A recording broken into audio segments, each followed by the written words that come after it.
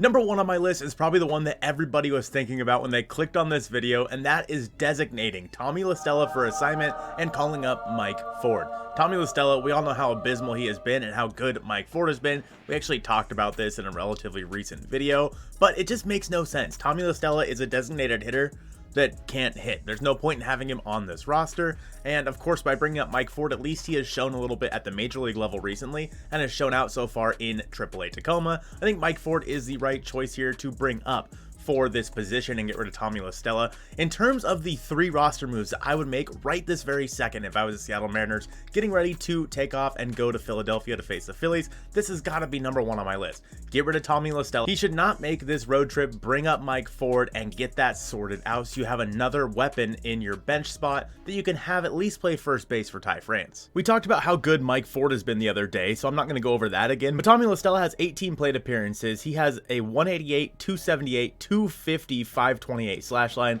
with just a 54 OPS plus. He has played no position whatsoever. He has not seen the field once. Yeah, Tommy La Stella is worthless for this team. I understand what the Mariners were trying to do by getting Tommy La Stella, and if this was Tommy La Stella from maybe 2-3 years ago, this would have been a great pickup. Unfortunately, it wasn't. This is Tommy La Stella of 2023, and let's be honest, it's more like Tommy La Smella.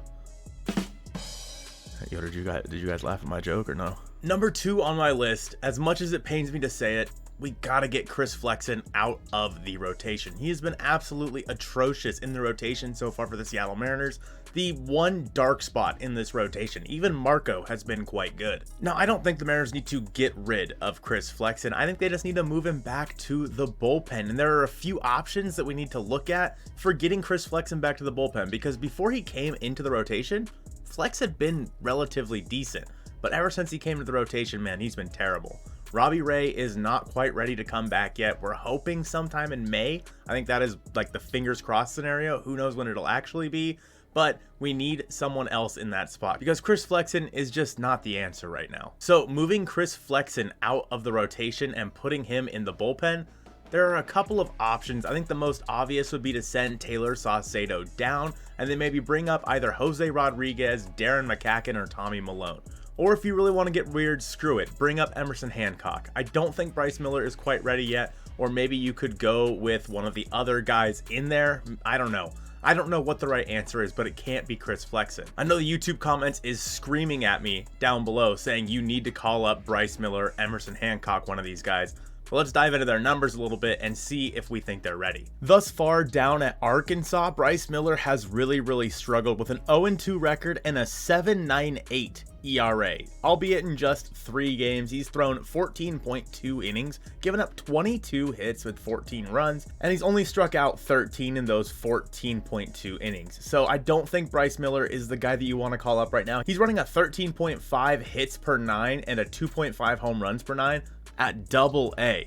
That's not somebody that you want in your rotation right now. Emerson Hancock really has not fared much better. He is 1-1 in 2023 with a 7.5 ERA. He has only pitched in 3 games, 12 innings pitched with 15 hits. He has struck out 18, however, which is pretty darn good, but he has an 11.3 hits per 9 and a 1.5 home runs per 9. Again, Emerson Hancock is just not that dude right now. And this is why I feel like it just needs to be a stopgap guy, a Tommy Milone, a Jose Rodriguez, or a Darren McCacken. One of these guys, yeah, I know, Daydara. I see you in the comments. I see you with the Darren McCacken love. One of these guys needs to be up and just replace Chris Flexen, because Chris Flexen is not giving you a chance to win out there on the mound every 5th day. He's better in the bullpen. He's better suited for the bullpen. You can't just get rid of Chris Flexen right now. So one of those 3 guys I think should come up. I don't care which one, just someone to get us to Robbie Ray. But who do you get rid of to bring one of those guys up? Tommy Milone would be the hardest guy to bring up because he is not on the 40-man now because he just got DFA'd the other day. So Tommy Milone, in my opinion, if you're going to bring him up, you got to get someone off your 40-man. Could be anyone at this point, but needless to say, Tommy Milone I don't think is the right answer. Bringing up either Darren McCacken or Jose Rodriguez is good, but you still need to send someone down. Again, that could be Taylor Saucedo. With Flex going to the bullpen, I think it needs to be a bullpen piece. You could be sending down Taylor Saucedo, but honestly, what about Diego Castillo?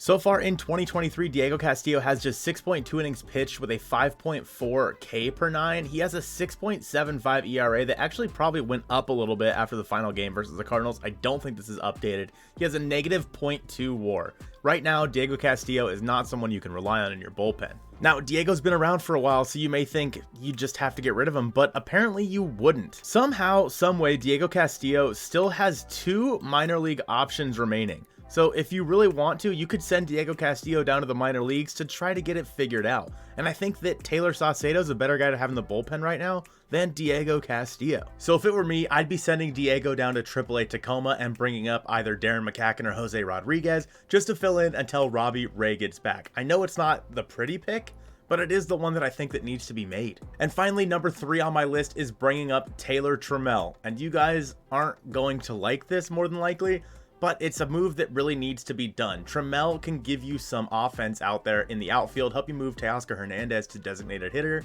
If we had Kelenic, Julio Rodriguez, and Taylor Trammell in the outfield, that might be the best defensive outfield in all of baseball. But again, if you're doing that, somebody has to go down, and I think it either needs to be Jose Caballero or Sam Haggerty. Stop. Whoa, whoa, whoa, comments. Whoa, whoa, Ham Swaggerty? Send down Ham Swaggerty? I know.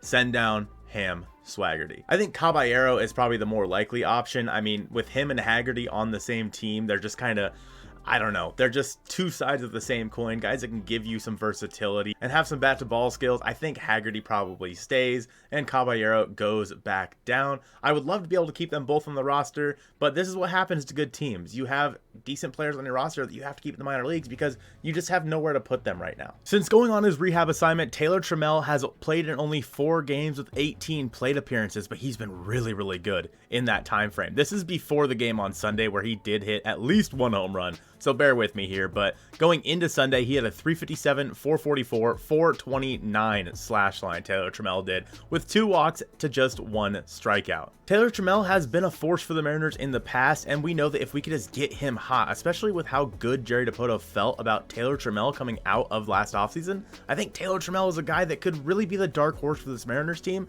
and the guy that we really, really need to come up big. With that being said, however, Taylor Trammell is not the only guy that has looked really good down in Tacoma. The next guy is Cade Marlowe, another guy the Mariners could bring up to make his major league debut. Marlowe and Trammell came off the injured list at the same time. Marlowe has played in 5 games with 24 plate appearances.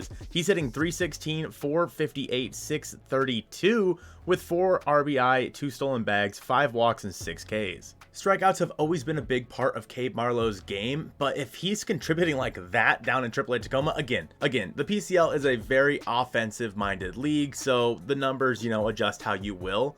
But I think bringing up Taylor Trammell or Cade Marlowe would be a big boost to this team over either Sam Haggerty or Jose Caballero. I think those guys would definitely complement the team a little bit better than what we have right now. So my 3 roster moves would have been as such. Call up Mike Ford, Taylor Trammell, and Darren McCacken. Send down Jose Caballero, send down Diego Castillo, and designate for assignment Tommy La Stella. Would this make the Seattle Mariners better going into this road trip, this long road trip? I think it honestly would. And it would help solve their designated hitter problem at least a small little bit. I have a video going into the Mariners DH problems a little bit more on the screen now. I want you to check that one out next. I appreciate you guys watching this one, and go Mariners!